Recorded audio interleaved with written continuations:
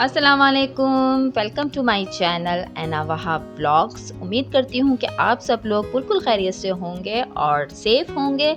आज मैं आप लोगों के साथ शेयर करने वाली हूँ मज़ेदार सी यम्मी सी बीफ नहारी रेसिपी।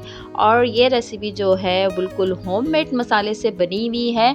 तो आज दिखाते हैं आपको कि होममेड मसाले से नहारी किस तरह से बनती है, और जिसको खा के आपने जो है भूल जाना है पैकेट के मसाले। तो चलिए चलते हैं अपनी रेसिपी की तरफ। यहाँ पर हम सारे इंग्रेडिएंट्स नोट कर लेंगे कि होममेड नहारी हम किस तरह से बनाने वाले हैं। तो सबसे पहले हमने यहाँ पर लिया है गोम का गोश्त है। ये इस तरह से छोटी छोटी बोटियाँ कटी हुई हैं। तो आधा किलो ये मीट है हमारे पास गोम का। और यहाँ पर हमने 3 टेबल स्पून दही ले लिया है। और प्याज हमारे पास तकरीबन जो है वो 2 अदद दरमियाने साइज़ की हमने काटी है। तो कुछ हम अभी यूज़ करेंगे और कुछ बघार के लिए रखेंगे। और यहाँ पे लीमू, अदरक और धनिया ये सब जो है वो गार्निशिंग के लिए जाएगा। अदरक लहसुन का पेस्ट है यहाँ पर तकरीबन टेबल स्पून के बराबर है। और अब देख लीजिए यहाँ पर मेन इंग्रेडिएंट्स। तो यहाँ पर 2 अदद हमने दालचीनी के टुकड़े लिए हैं और 3 अदद हमारे पास बड़ी इलायची है। और यहाँ पर हमने 2 अदद जो है वो बादियान के फूल लेने हैं। तो मेरे पास बादियान के फूल जो हैं वो थे नहीं, बस ज़रा से यही बचे थे, तो मैंने ये यूज़ कर रही हूँ। आप 2 अदद लीजिएगा। और मसालों में हमारे पास जो हैं वो 1 टेबल स्पून हमने लाल मिर्च पाउडर का लिया है, हाफ़ टी स्पून हमारे पास हल्दी है, और 1 टेबल स्पून पिसा हुआ धनिया है, और 1 टीस्पून हमारे पास सौंफ जाएगी पिसी हुई, और 1 टीस्पून हमारे पास ज़ीरा पाउडर जाएगा पिसा हुआ, थोड़ा सा दरदरा मैंने इनको रखा है। और तकरीबन 1 टीस्पून ही इसमें गरम मसाला पाउडर जाएगा। और यहाँ पर ये आपको 1/4 जो है वो जायफल जावित्री नज़र आ रही है। ये हमारे पास है जायफल जावित्री है, तो वो आप इसके अंदर यूज़ करेंगे। और ये बहुत कम ही क्वांटिटी में जाती है क्योंकि इसकी स्मेल बड़ी स्ट्रॉन्ग होती है। तो ये हम इसको तकरीबन 1/4 जो है वो स्पून इस्तेमाल करेंगे। तो चलें फिर आप तैयारी शुरू करते हैं, जल्दी से इसको रेडी करते हैं।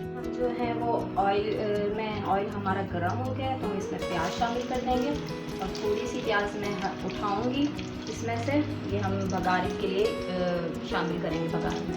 तो प्याज ब्राउन होती है तो फिर गोश्त वगैरह इसमें शामिल। हमारा तकरीबन हल्का ब्राउन हो गया क्योंकि हमने इसको प्रेशर देना है, तो हमें इसको बहुत ज़्यादा ब्राउन नहीं करना है, बस इसकी कच्चापन ख़त्म हो जाए। तो इधर हम डालेंगे इसके अंदर बोम का गोश्त डाल देंगे, और साथ में इसके जाएगा अदरक लहसुन का पेस्ट। तो ये अदरक लहसुन का पेस्ट इसमें डाल देंगे, तो हम इसको अच्छे से भून लेंगे। गोश्त हमारा जो है ना वो अच्छे से भून गया है। तो अब हम इसके अंदर डालेंगे दही इसमें शामिल कर लेंगे। 3 टेबल स्पून के करीब ये दही था, तो हम दही इसमें अच्छे से शामिल कर लेंगे। दही के बाद हमारे जितने भी मसाले हैं वो हम इसके अंदर शामिल करेंगे। तो ये हमारे सारे मसाले आ गए, जितने मैंने बताए थे सारे मसाले वो हम इसके अंदर शामिल कर देंगे। जायफल जावित्री आ गई वो इसके अंदर हम शामिल कर देंगे। और इन सारी चीज़ों को अच्छे से हमने फ्राई करना है, भून लेना है। अब मैं इसके अंदर तकरीबन 2 गिलास पानी डालूँगी, और 2 गिलास पानी डाल के जो है इसको प्रेशर दे देंगे हम 15 मिनट। और जो है ना हमारा अच्छे से भून गया है और गल भी गया है। अब इसके अंदर हम शोरबा बना लेंगे जितना भी आपने करना है, क्योंकि कॉर्नफ्लोर जाएगा इसके अंदर। तकरीबन 3 टेबल स्पून पानी में घोल के मैं इसमें शामिल करूँगी आहिस्ता आहिस्ता।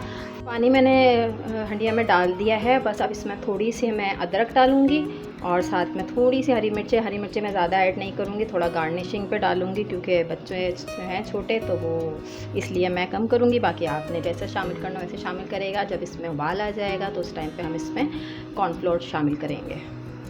यहाँ पर जो है कॉर्नफ्लोर डाल रही हूँ, तो मैं आराम से डालेंगे, थोड़ा थोड़ा करके, एक साथ नहीं डाल रहे हैं। और थोड़ा चम्मच से चलाते रहेंगे साथ में, और इस तरह करके डालेंगे इसके अंदर। तकरीबन पूरा डाल देते हैं। तो कॉर्नफ्लोर भी आप डाल सकते हैं, और साथ में आप आटा भी यूज़ कर सकते हैं। तो आटा डालना चाहें तो उसको ज़रा सा फ्राई कर लें, आटे को भून लें, ड्राई रोस्ट कर लें, और फिर उसको शामिल कर दें। और बस इसको अब हम ढक के थोड़ा सा पकाएंगे 5 मिनट, और उसके बाद हम इसमें प्याज का बघार डालेंगे।